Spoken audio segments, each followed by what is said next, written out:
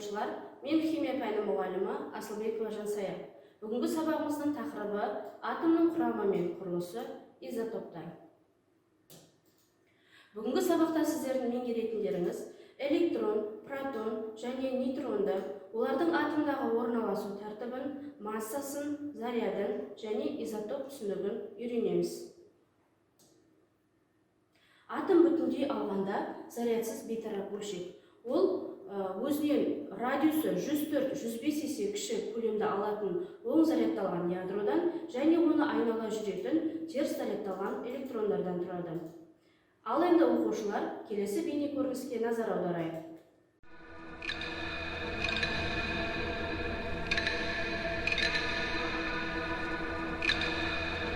Нильс Бор және Эрнст Резерфорд атомның планетарлық моделін ұсынды. Атомның арасында тығыз ядро орналасқан, айналасында күнді айналып жүретін планеталар сияқты электрондар қозғалып жүреді.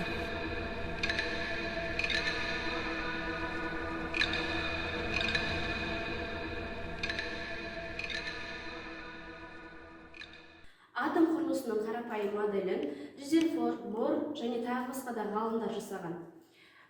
Мына суретте атом ядродан тұрады және электрондардан тұрады. Ядроның өзі протоннан және нейтрондардан құралған. Электрондарға қарағанда ядро ауырлау болады. Себебі атомның аз көлеміне қарамастан оның массасы ядроға шоғырланған. Әртүрлі атомдардағы протон мен нейтрондардың саны әртүрлі, бірақ атомдағы нейтрондар мен протондардың массасының қосындысы сол элементтің атомдық массасына тең болады. Мына формулаға назар аударайық. Элементтің салыстырмалы атомдық массасы сол элементтің реттік номерімен немесе протон санымен және нейтрондардың қосындысына тең болады. Нейтрондар санын табу үшін элементтің атомдық массасынан элементтің реттік номерін немесе протон санын азайту арқылы табуымызға болады. Субатомды бөлшектерге жеке тоқтала өтсек, протонның массасы 1-ге тең, заряды плюс 1-ге тең және протон саны элементтің реттік номеріне тең болады.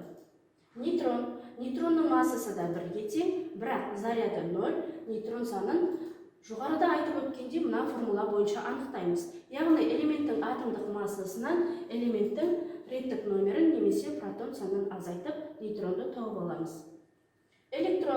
Электронның массасы 0-ге тең, заряды минус 1-ге тең, электрон саны да протон саны секілді элементтің реттік номеріне тең болады.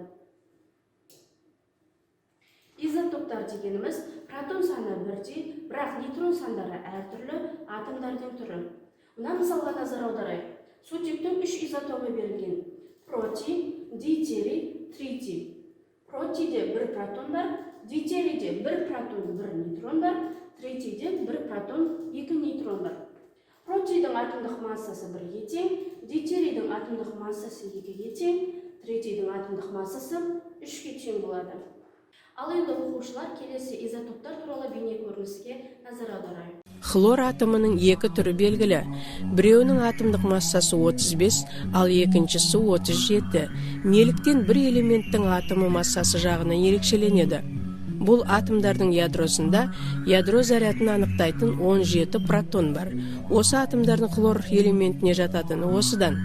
Бұл атомдардағы нейтрон саны әртүрлі. Атомдық массасы 35 хлор атомының ядросында 18 протон, ядроның ауыр түрінде 20 нейтрон. Осылайша бір химиялық элементтің изотоптары бір-бірінен ядродағы нейтрон санымен ажыратылады. Изотоптар ядро заряды 1-де, бірақ атомдық массалары әртүрлі атомның түр өзгерісі. Изотоптарды белгілеу үшін элементтің химиялық белгісінің сол жақ шекесіне протондар мен нейтрондардың жалпы санын көрсетіп, индекс қояды. Берілген элемент изотопының ядро зарядтары 1-де болғандықтан, олардың электрон саны да өзгермейді. Сондықтан химиялық қасиеттері де 1-де.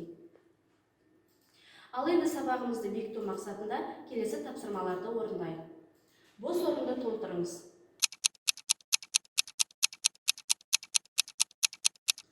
Жарайсыңдар балалар. Атом ядродан және электроннан тұрады, ядроның өзі протоннан және нейтрондардан тұрады. Түсініктер мен анықтамалары арасындағы сәйкестікті анықтаңыз. Түсініктер: атом, молекула, протон, нейтрон, электрон және изотоп.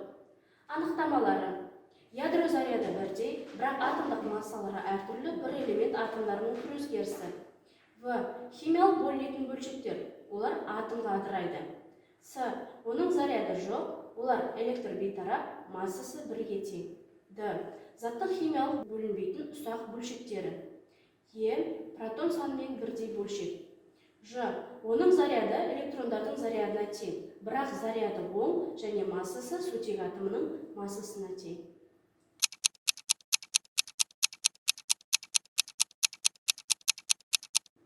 Ал енді дұрыс жауабын тексерейік. Атом – ол заттың химиялық бөлінбейтін ұсақ бөлшегі. Молекула – химиялық бөлінетін бөлшектер, олар атомдарға ыдырайды. Протон – оның заряды электрондардың зарядына тең, бірақ заряды оң және массасы сутек атомының массасына тең.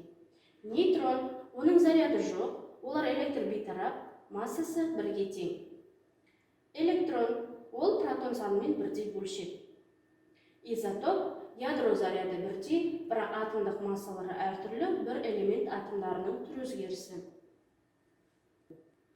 Жарайсыңдар балалар. Фосфор протон саны 15, нейтрон саны 16 және электрон саны 15-ге тең. Натрий протон саны 11-ге, нейтрон саны 12-ге және электрон саны 11-ге тең.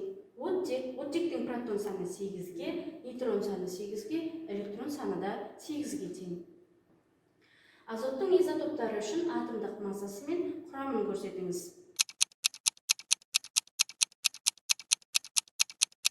Ал енді дұрыс жауабын тексерейік. Атомдық массасы 14 болатын азоттың протон саны 7, электрон саны 7, нейтрон саны 7.